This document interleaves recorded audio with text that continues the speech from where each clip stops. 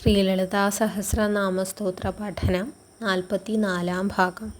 അമേ നാരായണ. ദേവിയുടെ 653 നാമമായ യോഗിണിയാണ് നമ്മൾ അവസാനമായിട്ട് പഠിച്ചത്. ശരീരവും മനസ്സും ആത്മാവും ചേർന്നിട്ടുള്ള ഒരു സംയോഗത്തിലേക്ക്, ഒരു കൂടിച്ചേരലിലേക്ക് എത്തിക്കുന്ന ഒന്നാണ് യോഗ എന്ന് നമ്മൾ പറയേണ്ടായി. ജീവാത്മാവിനെയും പരമാത്മാവിനെയും യോജിപ്പിക്കുന്നതിൽ, കൂട്ടിച്ചേർക്കുന്നതിൽ വലിയൊരു പങ്ക് വഹിക്കുന്നത് ദേവിയാണ് എന്നും പറയേണ്ടായി.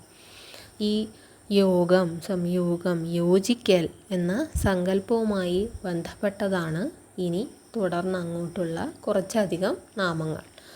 നാമം 654 യോഗത. വീണ്ടും ജീവാത്മാവിനെയും പരമാത്മാവിനെയും തമ്മിൽ യോജിപ്പിക്കുന്ന ശ്രീ ലളിത ത്രിപുരസുന്ദരി, ഈ യോഗശക്തി നൽകുന്നവൾ എന്ന അർത്ഥം. നാമം 655 യോഗ്യ. കർമ്മയോഗ, ഭക്തിയോഗ, ജ്ഞാനയോഗ, രാജയോഗ ഇവയിലൂടെ നമുക്ക് ദേവിയിലേക്ക് എത്തിച്ചേരാൻ സാധിക്കുന്നു എന്ന് അർത്ഥം. ദേവിയിലേക്ക് എത്താനുള്ള വഴികളായി ഈ 4 വഴികളെയാണ് കാണാൻ സാധിക്കുക.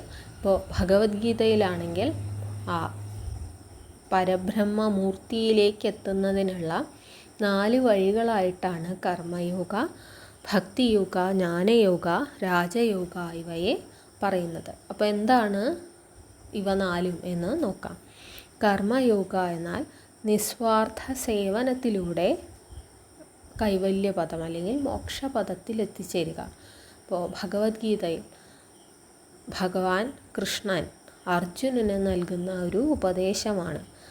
തൻ്റെ മുന്നിൽ നിരന്ന് നിൽക്കുന്ന ബന്ധുക്കളെയും ഗുരുക്കന്മാരെയും എല്ലാം കണ്ട് യുദ്ധം ചെയ്യാനാകാതെ ശങ്കിച്ചു നിൽക്കുകയാണ് പാർത്ഥൻ. ഈ ബന്ധുജനങ്ങളെയും ഗുരുജനങ്ങളെയും എല്ലാം വധിക്കുന്നതിലൂടെ ഞാനൊരു പാപകർമ്മമല്ലേ ചെയ്യുക, ഇതിൻ്റെ ഫലം എന്താകും എന്നോർത്ത് ശങ്കിക്കുന്ന പാർത്ഥനോട് ഭഗവാൻ പറയുന്നതാണ്, നിൻ്റെ കർമ്മം എന്താണോ അത് ചെയ്യുക എന്നുള്ളത് മാത്രമാണ് നിൻ്റെ കയ്യിൽ നിൽക്കുന്ന കാര്യം. ആ കർമ്മഫലം എന്നുള്ളത് നിൻ്റെ നിയന്ത്രണത്തിനും അപ്പുറത്തുള്ള കാര്യമാണ്. അപ്പോൾ ഏതൊരു വ്യക്തിക്കും ആകെ ചെയ്യാവുന്നത് സ്വകർമ്മം എന്താണോ അത് ഏറ്റവും ഭംഗിയായി ചെയ്യുക എന്നുള്ളത് മാത്രമാണ്. നമ്മൾ മറ്റൊരു വ്യക്തിയെ നിസ്വാർത്ഥമായി സേവിക്കുമ്പോൾ നമ്മൾ ഈശ്വരനെ തന്നെയാണ് സേവിക്കുന്നത് എന്ന സങ്കല്പം എല്ലാ മതങ്ങളിലും ഉള്ളതാണ്.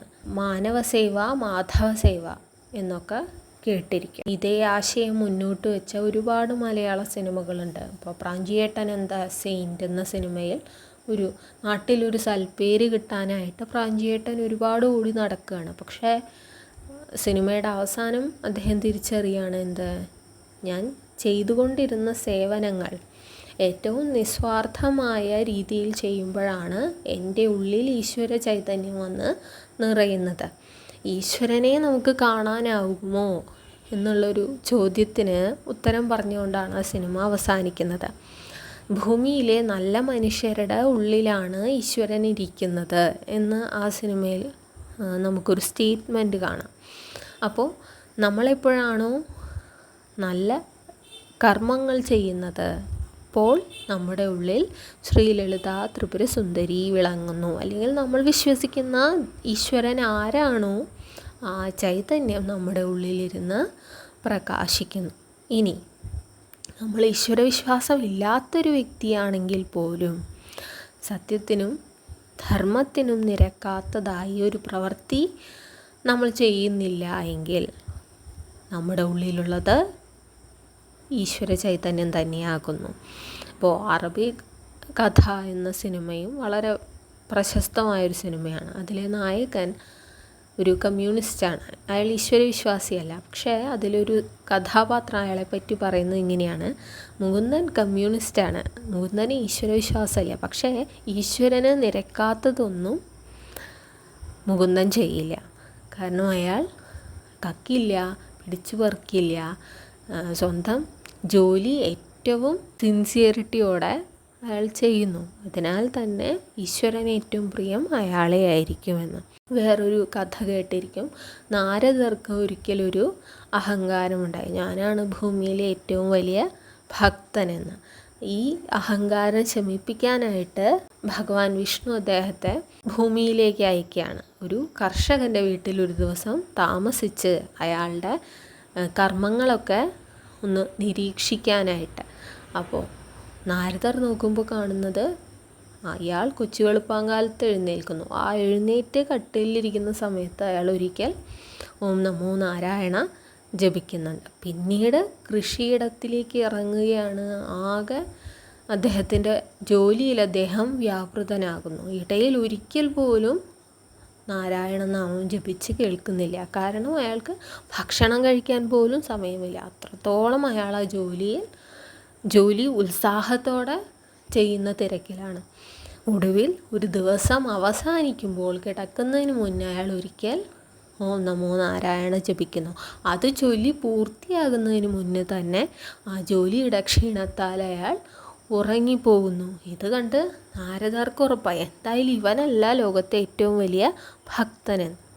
തിരിച്ച് വൈകുണ്ഠത്തിലെത്തിയപ്പോൾ ഭഗവാൻ ചോദിക്കുകയാണ്, ഓ നീ കണ്ടോ എൻ്റെ ഭക്തനെ എന്ന്.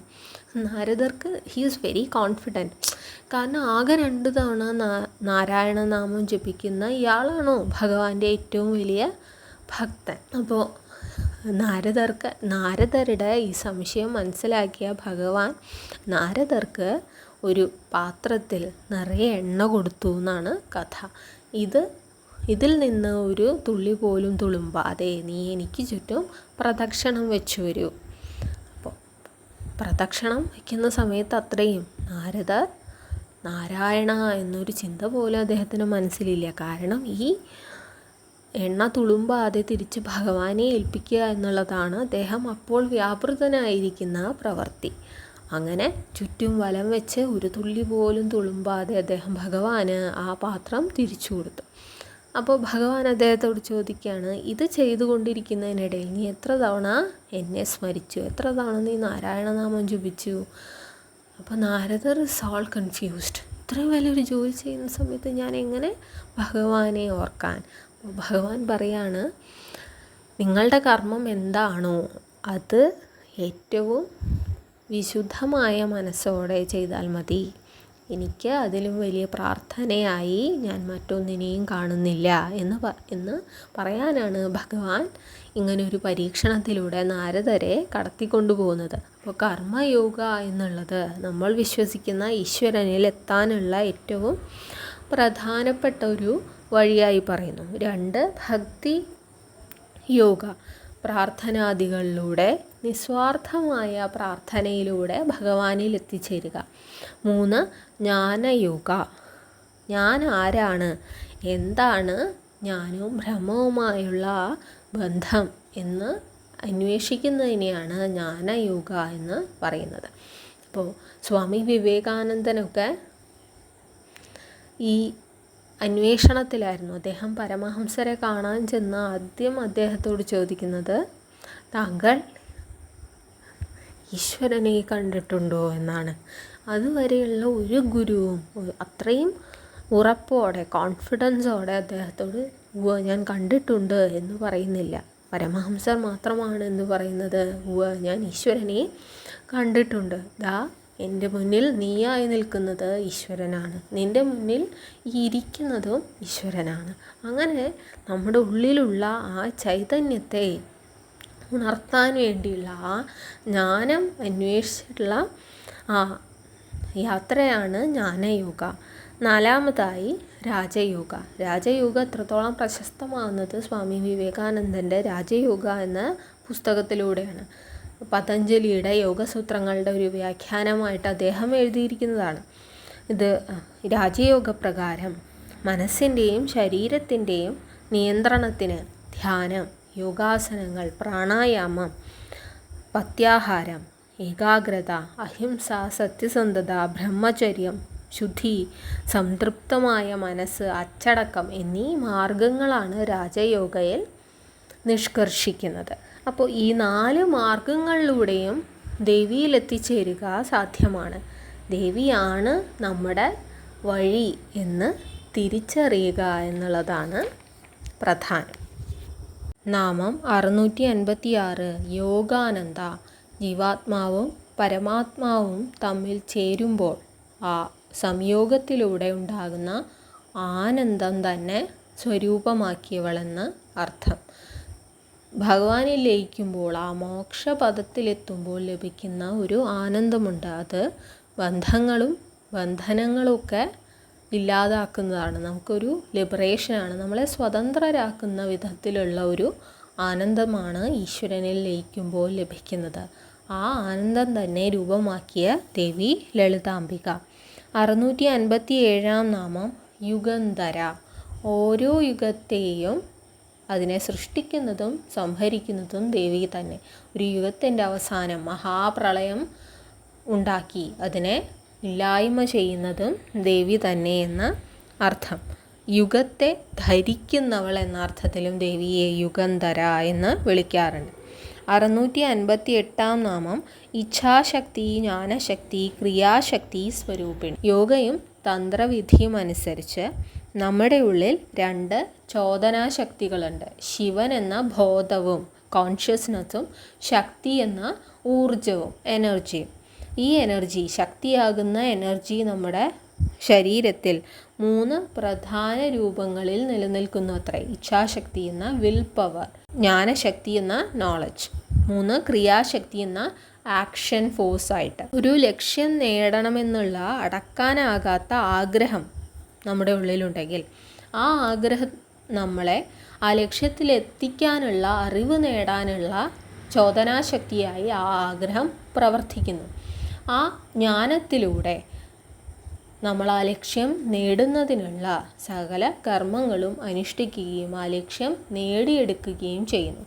ഈ 3 ശക്തികളുമായി, ആഗ്രഹമായും അറിവായും കർമ്മമായും നമ്മുടെ ഉള്ളിൽ പ്രവർത്തിക്കുന്നത് ലളിതാ ത്രിപുര സുന്ദരി തന്നെയാണ് എന്ന് അർത്ഥം.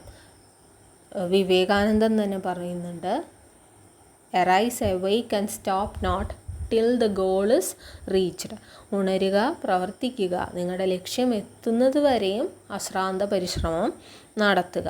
ഇപ്പോൾ ഡോക്ടർ കലാം പറയുന്ന ഒരു വളരെ പ്രശസ്തമായ വാക്യമുണ്ട്, സ്വപ്നങ്ങൾ നിങ്ങൾ ഉറങ്ങുമ്പോൾ കാണുന്നതല്ല, നിങ്ങളെ ഉണർന്നിരിക്കാൻ പ്രേരിപ്പിക്കുന്നതാണ് സ്വപ്നങ്ങളെന്ന് അർത്ഥം. അപ്പോൾ നമ്മളെ ഉണർന്നിരുന്നുകൊണ്ട് നമ്മുടെ ലക്ഷ്യസ്ഥാനത്തെത്താനായി നമുക്ക് പ്രേരണ നൽകുന്നത് ആരാണ്? ശ്രീ ലളിതാ ത്രിപുര സുന്ദരി എന്ന ചൈതന്യ സ്വരൂപിണിയാകണു എന്നാണ് ശ്രീ ലളിതാ സഹസ്രനാമം പ്രകാരമുള്ള ഒരു സങ്കല്പം. ഇനി ഒരു പുതിയൊരു സൃഷ്ടിക്ക് ഭഗവാന്, പരമാത്മാവിന് പ്രേരണ നൽകുന്നത്, ആ പ്രേരണാശക്തിയായും അതിനുള്ള ജ്ഞാനമായും ആ സൃഷ്ടി എന്ന കർമ്മമായും പ്രവർത്തിക്കുന്നത് മറ്റാരുമല്ല, ശ്രീ ലളിതാ ത്രിപുര സുന്ദരി തന്നെയാകുന്നു എന്ന അർത്ഥം. അതിനാൽ ദേവിയെ ഇച്ഛാശക്തി, ജ്ഞാനശക്തി, ക്രിയാശക്തി സ്വരൂപിണി എന്ന് വിളിക്കുന്നു.